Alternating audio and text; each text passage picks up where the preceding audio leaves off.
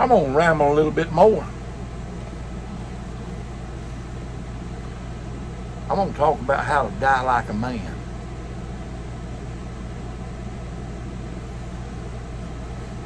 I graduated from high school. We're back in 1967. I was just after the flood dried up, according to my kids and my grandkids. And I'd gotten out of high school, and minimum wage was either 50 or 75 cents an hour. Somewhere along in about the time I got out, it went to 75 cents an hour. Now, if you work down here at Eglin required them to pay them. Everybody that worked down there got 99 cents was minimum wage on Eglin. So everybody liked to go to Eglin and work, get that 99 cents, especially us labor force folks that had just got out of school. The rich folks were getting wealthy off of our poor labor. So I was fussing about how little money that I could make at 50 cents an hour, 75 cents an hour. 50 cents an hour is $4 a day, an 8-hour day. 75 cents is about $5.60, something like that. But I was fussing about what money I couldn't make, and my Uncle Sam Barnes was at home, and he was a towboat captain for a Brown towing company out of Pensacola. And they were hauling jet fuel from West Wego, Louisiana up the Mississippi River over to Eglin and Tyndall.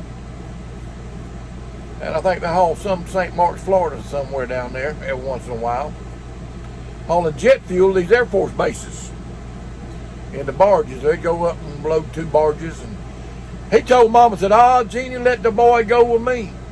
I'll give him $40 a day in room and board. So, when he said $40 a day, my ears went up, and I went with him. I wanted that $40 a day.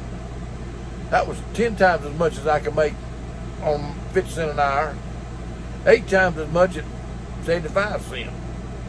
So I went on the towboat, hey, and everything was fine. You got to sleep.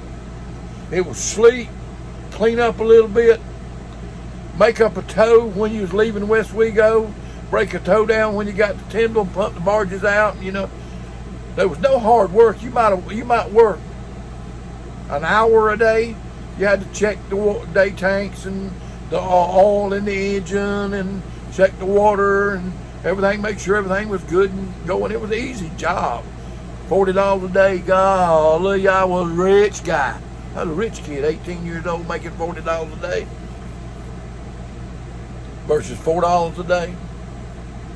Well, anyway, we rocked along there, and I'd gotten used to the life, and we'd go by the ship store over there. And first time we went, I went in there, and Uncle Sam and them would cook. We're gonna go in there and buy groceries. Deckhands went. Everybody got them a buggy. But whenever I went in, Uncle Sam told me, "Get your buggy and get whatever you want. We're gonna put it on the company tab. You just pick up whatever you think you might want, snacks and stuff." So I come back. I didn't have but. You know, I was a poor boy.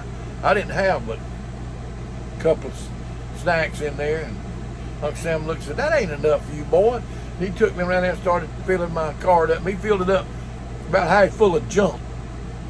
And they charged it to the company store. And, hey, that might be one reason why I'm fat today. I started eating all that junk back then. But anyway, hey, we working along and everything's going fine. So, all summer long, I worked on that towboat. So when it come time for me to go to college down there at OW, I got off the towboat. Everything was fine.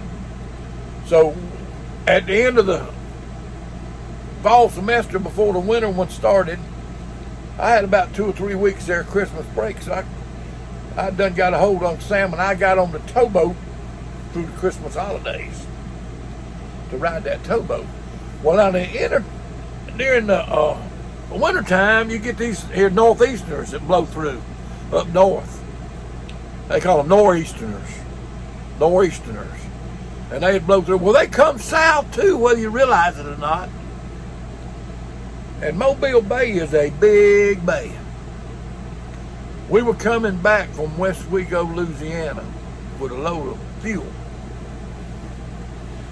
And we was in the middle of Mobile Way, and it was blowing one of them nor'easters. And it was waves were crashing over the top of the bars, just splashing everywhere. Water was everywhere. We had the boat sealed up, and it was splashing up on the boat, running out and everything. We get a little water in the boat, but we were running the bilge pumps every once in a while, clean it out, so everything was good. Well, they build those barges out of steel, and they build the tanks and everything into the hull. One of our tanks got a split in it, and seawater started running in it. And the fuel pumps that run the generator and run the engine, two engines that run the towboat, and everything, got water in them. And they just all of a sudden, everything on our boat just died out there in the middle of the storm. And it's dark. It's at night. We was plowing along there doing fine. And then the next news, you know, we was helpless, just wallowing in them waves, and they were washing over us and all that kind of stuff. So I run downstairs, try to fire up this little old bitty gasoline Briggs & Stratton engine bilge pump that we have, and it was wet, and it wouldn't fire up and wouldn't do nothing. And it was January, and it was cold. And I knew a little bit about hypothermia. I knew that I was fixing to die in the next few minutes. You know, I'd done figured that out. So I tried to crank that thing, and it wouldn't crank. So I run back upstairs where Uncle Sam was up in the wheelhouse, and I said, Uncle Sam, what we gonna do? He said, well, son, I don't know about you. And he reached in his pocket and pulled out a pack of Pall Mall unfiltered cigarettes, and pulled him one out and started tapping it. You know how they tap them down.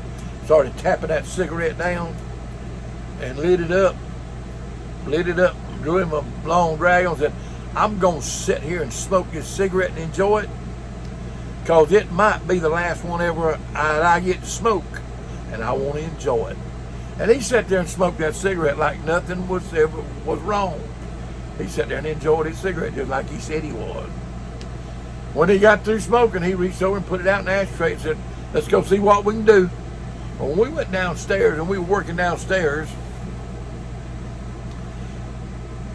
and we heard a horn blowing, a boat horn, blowing, just tearing it up. And we opened the door and looked, and there was a beam of light flashed across our boat. Another towboat captain had seen our lights go out, and when he saw our lights go out, he knew we were in trouble. And he anchored his tow out and cut loose and come guide us. And that's what you do when you're on the water. Don't leave nobody stranded out there on the water. You can die on the water. You can always walk somewhere on land. You can't walk nowhere on water. So if you're on the water and you're a sailor or you're a weekend boater, don't leave nobody broke down on the water. A little storm can blow up real quick. Thunderstorm can blow up, and they can drown, and you could have the chance to save them. Don't leave nobody on the water. But Uncle Sam, the biggest takeaway from that for me was Uncle Sam was, hey, if dying is inevitable, die like a man. Hey, don't be scared. Just go ahead and say, hey, it's my time. I'm going to enjoy it. Hey, I learned how to die like a man early on. Now, I hope I'm that way when the Lord calls me. I believe I will be, because I'm trying to be ready. But that's how you die like a man. I'm going to sit here and smoke this cigarette and enjoy it, because it might be the last one I ever smoke. Hey, I hope y'all enjoy this little story. Y'all be good. God bless. Happy camping. Made this journey with you. If you like my Papa's channel, Road Maps and Chaos, make sure to like and smash that subscribe button. We pray we'll see you in the rapture.